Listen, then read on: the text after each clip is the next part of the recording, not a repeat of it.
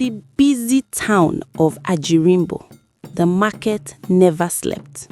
From early morning till sunset, people shouted prices, children ran between stalls, and women bargained with sharp tongues. Among all the noise, one stall always stood out, the tomato stall of Bako the seller. Bako's tomatoes were different.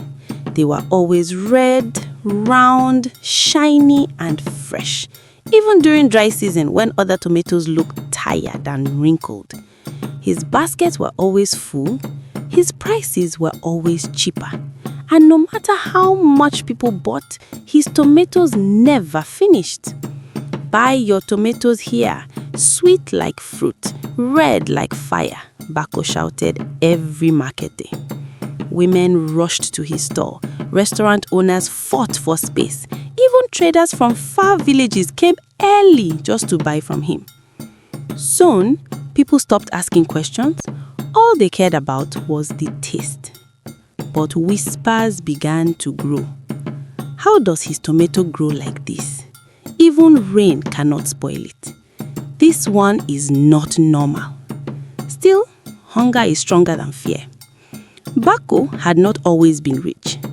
Years ago, he was just a poor potter in the city of Kudoro, carrying loads for traders. He slept in unfinished buildings and ate once a day. Every evening, he watched rich merchants count money while he rubbed his aching hands. Anger grew in his heart. Why am I suffering? He often asked the night. Am I not a human being? One night, while crying near the old river behind the city market, a strange old woman appeared. Her back was bent, her eyes sharp like knives. Do you want wealth? She asked. Bako nodded without thinking. Then you must give something in return, she said calmly. She led him deep into the forest to a shrine made of red clay. There, she caught his small mark behind his left ear and whispered words that made the air heavy.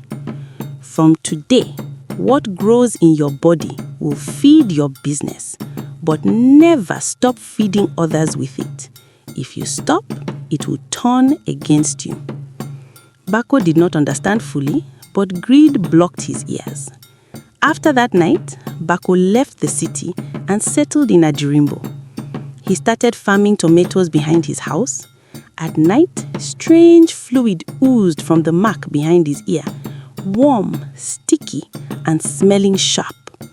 The old woman's voice echoed in his mind. Mix it with the soil. Mix it with the food. Bako obeyed. His tomatoes grew faster than normal, bigger, sweeter, stronger. Money began to flow. Soon, Bako built a fine house with a zinc roof. He bought new clothes.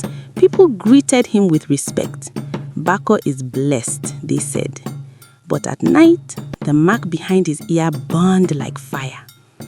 As months passed, strange things began to happen. Bako started scratching his ear often. Sometimes he felt movement inside, like ants crawling under his skin. Still, he went to the market every day, smiling and selling. One morning, Mama Sadia, another tomato seller, noticed something. Why does your stall smell funny? She asked.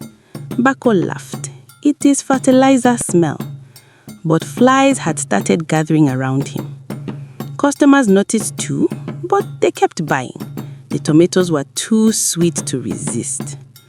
One week, Bako fell sick. He stayed home for 3 days. His stall was empty. People complained. Where is Bako? I need his tomatoes. On the 4th day, he forced himself to the market. Sweat poured from his face. His smile looked weak. A dark stain spread behind his ear. That night, the pain became unbearable. When he touched the mark, it burst open. Tiny crawling creatures spilled out. Bako screamed. The old woman's words returned like thunder. If you stop feeding others, it will feed on you. The next morning, Bako did not go to the market. A sour smell spread from his compound. Neighbors covered their noses. They whispered, "Something is wrong." By evening, the town elders gathered courage and entered his house. What they saw froze their hearts. Bako lay lifeless on the floor, his body eaten from the inside. The floor crawled with creatures.